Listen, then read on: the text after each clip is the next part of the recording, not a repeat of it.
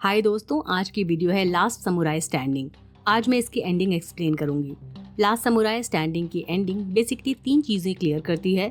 पहली, शुगीरो सागा, जिसे कोकोशु द मैनस्लेयर भी बोलते हैं, और बुकोत्सु केंजिया का जो कॉन्फ्लिक्ट था वो फाइनली खत्म होता है। दूसरी बात, क्योची रयू और जेंटोसाई ओकाबे के सक्सेसर्स की जो राइवलरी चल रही थी वो और ज्यादा इंटेंस हो जाती है।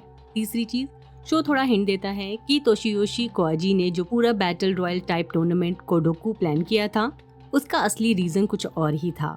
सागा एक पुराना सोल्जर था जो 1860s के बोशिन वॉर में लड़ा था।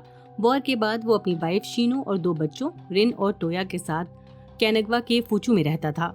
फिर उनके गांव में हैजा फैल गया और रिन की मौत हो गई। इस ट्रेजेडी के बाद सागा ने डिसाइड किया कि वो इस डेथ टूर्नामेंट में पार्ट लेगा, क्योंकि जो जीतेगा उसे 57,000 मिलेंगे।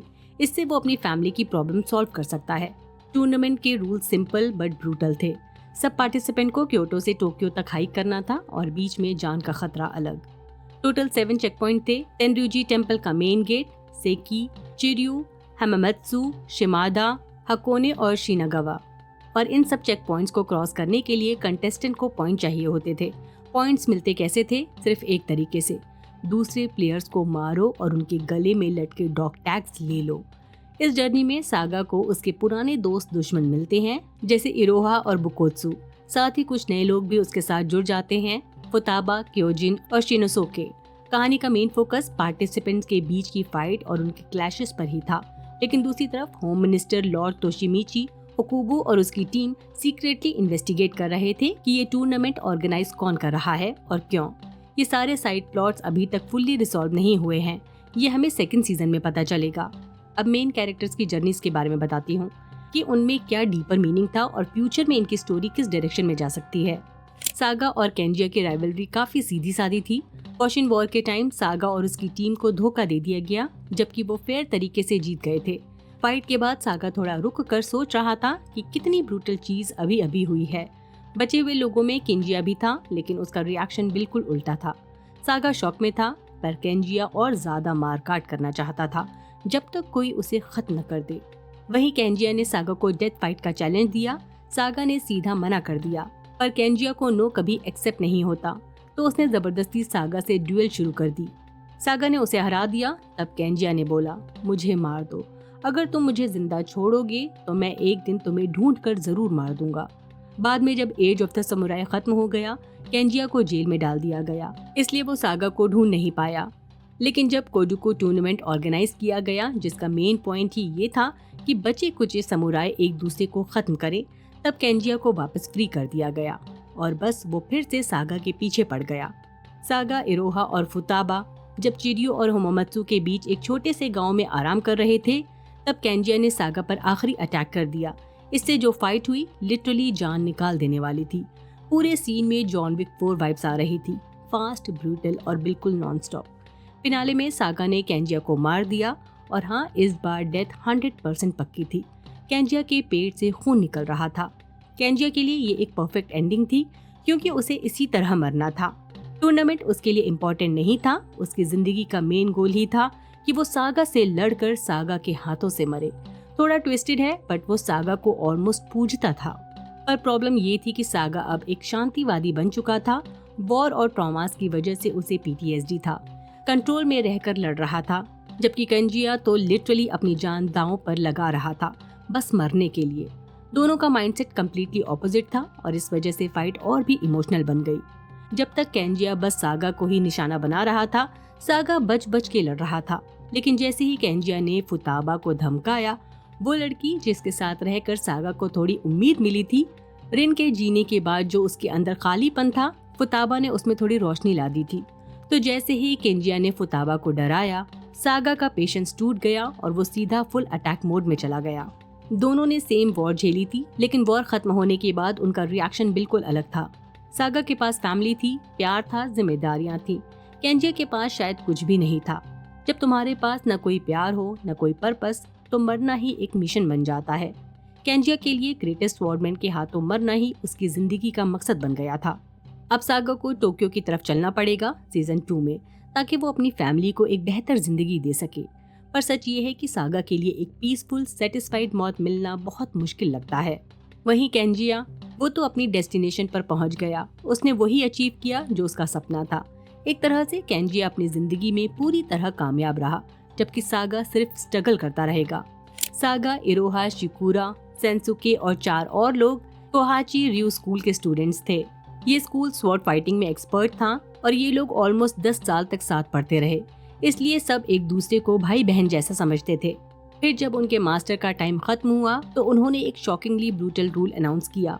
स्कूल का नेक्स्ट ओनर वो बनेगा जो अपने बाकी सारे सिबलिंग को मार दे, और अगर कोई भाग गया या मना किया तो मास्टर का एनफोर्सर जेंतोसाई उनका पीछा करेगा और उन्हें खत्म कर देगा। पहले स्टूडेंट्स को लगता था कि जेंतोसाई बस एक डराने वाली कहानी है, एक मिथ। पर जैसे ही सागा ने स्कूल से भागकर अपनी जान बचाने की कोशिश की, क्योंकि वो अपने दोस्तों को मारना नहीं चाहता था, उसी दिन वो मिथ रियलिटी बन गया। सब फेल्ड सक्सेसर्स, यानी वो सारे स्टूडेंट्स जो किल योर सिबलिंग टेस्ट में फेल हो गए, कुदोकू टूर्नामेंट में थे। इसलिए जेंतोसाई भी वहीं आ गया और उसका प्राइमरी टारगेट बनी इरोहा। चिरू और हिमामत्सु के बीच जो गांव आता है, वहां पिट स्टॉप के टाइम जेंतोसाई ने इरोहा को पकड़ लिया और जंगल में उसे मारने की कोशिश की। इरोहा बहुत ज्यादा जख्मी हो गई, लिटरली लग रहा था बस अब खत्म। लेकिन लास्ट मोमेंट पर शिकुरा और सेंसुके आ गए और उसकी जान बचा ली। सेंसुके ने इरोहा को फौरन सेफ जगह ले जाकर बचा लिया और शिकुरा पीछे रुक कर जेंतोसाई का सामना करने लगा। ऑब्वियसली शिकुरा जेंतोसाई के आगे कुछ भी नहीं था। जेंतोसाई लिटरली माइकल मेयर जैसा अनस्टॉपेबल और पुस इन बूट्स द लास्ट विश वाले डेड जैसा टेरिफाइंग था। लेकिन शिकुरा ने 1-2 सॉलिड हिट्स मार दिए, जिससे जेंतोसाई थोड़ी देर के लिए डिस्ट्रैक्ट हो गया। बस उसी मौके का फायदा उठाकर शिकुरा वहां से भाग निकला और अपने सिबलिंग से जा मिला। अगले दिन इरोहा ने एक आइडिया दिया, सब भाई बहनों को इकट्ठा करते हैं और मिलकर जेंतोसाई को खत्म करते हैं, क्योंकि जब तक जेंतोसाई जिंदा है टूर्नामेंट में आगे बढ़ना ऑलमोस्ट इम्पॉसिबल है। अब बात करते हैं खुद जेंतोसाई की। उसे हमने सूजे के साथ सीक्रेटली डील करते देखा। क्यों? चिरियो चेक पॉइंट पर गेट कीपर सुरुबामी ने उसे बता दिया कि टूर्नामेंट के ऑर्गेनाइजर्स चाहते हैं कि सिर्फ 9 कंटेस्टेंट टोक्यो तक पहुंचे। ये सुनकर सूजे ने टीम प्लेयर बनने का नाटक छोड़ दिया। उसने डिसाइड किया कि वो अलग रहेगा। सागा, इरोहा और फुताबा एक रूट से हिमामत्सु जाएंगे और सूजे और सियामा दूसरे रूट से। इसका सिंपल रीजन था, अगर वो सेपरेट हो जाएं तो बाकी कंटेस्टेंट्स मर जाएंगे और उसके टोक्यो तक सेफली पहुंचने के चांसेस डबल हो जाएंगे। सूजे को क्लियरली पता था कि वो सागा या इरोहा के सामने टिक नहीं सकता, और क्योंकि सागा इरोहा दोनों फुताबा को प्रोटेक्ट कर रहे थे, सूजे डायरेक्टली उसे कुछ कर भी नहीं सकता था। इसलिए उसने एक शॉर्टकट सोचा। जेंतोसाई को क्योहाची रू वाले लोगों के पीछे भेज दिया। अगर जेंतोसाई उन्हें मार दे तो सूजे का रास्ता क्लियर हो जाएगा, और अगर जेंतोसाई खुद मर भी गया तो भी सूजे की प्रॉब्लम सॉल्व हो जाती, क्योंकि कॉम्पिटिटर्स कम हो जाते। पर ये जुआ पूरा फेल हो गया।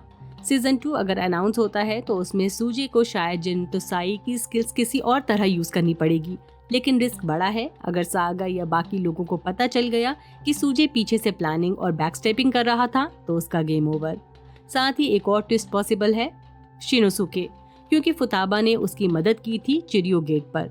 वो अब उसका एहसानमंद है, इसलिए चांसेस हैं कि वो सूजे को धोखा दे और सागा इरोहा को सब सच बता दे। अगर ऐसा हुआ तो सूजे को अपनी इम्पोर्टेंस प्रूव करनी पड़ेगी, मतलब उसे खुद सामने आकर लड़ना पड़ेगा। उसे जेंतोसाई के साथ मिलकर एक्शन लेना होगा, ना कि उसे सब कुछ अकेले करने देना। उधर सागा, इरोहा, फुताबा, स्यामा और सूजे अपनी तरफ से कोडुकू टूर्नामेंट में सरवाइव कर रहे थे, लेकिन होम मिनिस्टर अपनी तरफ से इन्वेस्टिगेट कर रही थी कि ये पूरा टूर्नामेंट ऑर्गेनाइज किसने किया है और इसका रियल मोटिव क्या है। फिनाले से पहले ये रिवील हो चुका था कि क्वाजी ही कोडुकू का मास्टरमाइंड है। वो पुलिस ब्यूरो और कुछ बड़े ज़ेबेत्सु यानी जापान के बड़े बिजनेसमैन ग्रुप के पावरफुल लोगों को यूज कर रहा था, एक ही गोल के लिए, बचे कुचे समुराई को खत्म करना, और उन सब लोगों को भी जो नए जमाने के रूल्स फॉलो नहीं करना चाहते थे।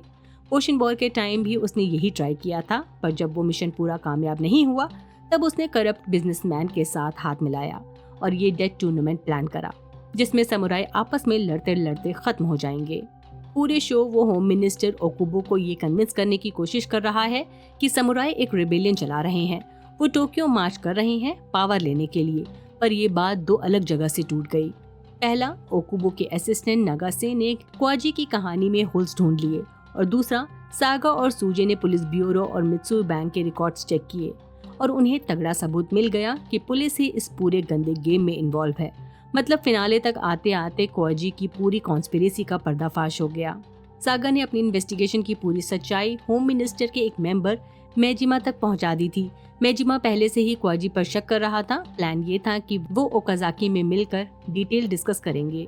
मेजिमा ने सागा के मोर्स कोड वाले मैसेजेस ओकुबो को बताए और साथ ही ये भी कि कोआजी चुपचाप पुलिस फोर्स को इकट्ठा कर रहा है बिना मिनिस्ट्री के इन्फॉर्म किए। ये सुनते ही ओकुबा को समझ आ गया कि कोआजी पूरा सिस्टम हिला रहा है। लेकिन क्यों? क्योंकि कोआजी चाह रहा था कि पुलिस वॉर्स छोड़कर गन्स उठा ले, एक तरह की फासिस्ट हाइपर वायलेंट फोर्स बन जाए। और जब तक ओकुबो जिंदा था ये कभी पॉसिबल नहीं होता। ओकुबो को यकीन था कि रेबेलियन को बिना खून खराबे के ही हैंडल किया जा सकता है। इसलिए फिनाले में ओकुबो ने कोआजी को बुलाया उससे डायरेक्टली बात करने के लिए और कोडुको में उसकी इन्वॉल्वमेंट समझने के लिए। और इससे पहले कि ओकुबो उसके घर पहुंचता, कोआजी का इन्फोर्सर हेंजिरो नाकामुरो, जो कभी सागा का कॉमरेड भी था, रास्ते में आया और ओकुबो को मार दिया। मतलब कोआजी ने पूरा कोडुको इसलिए प्लान किया ताकि ओकुबो को हटाकर पावर ले सके। लेकिन आयरनिकली इतना बड़ा मास्टरमाइंड बनने का ड्रामा करने के बाद भी खुद ओकुबो का सामना करने की हिम्मत नहीं थी, डायरेक्ट फेस टू फेस मरने की हिम्मत नहीं थी, इसलिए अपने हेंचमैन को भेज दिया। चलिए प्लॉट पर वापस आते हैं। सागा और फुताबा मेजिमा से मिलने ओजाकी पहुंच गए, लेकिन ओकुबो की अचानक मौत की वजह से मेजिमा को इमरजेंसी में टोक्यो जाना पड़ा और मीटिंग कैंसिल हो गई। इसका मतलब ये था कि सागा के पास कोई ऑप्शन नहीं बचा, उसे कोडुको टूर्नामेंट कंटिन्यू करना ही पड़ेगा। टोक्यो पहुंचना होगा और वहां जाकर कोआजी और ज़ेबत्सु की पूरी कॉन्स्पिरेसी एक्सपोज करनी होगी।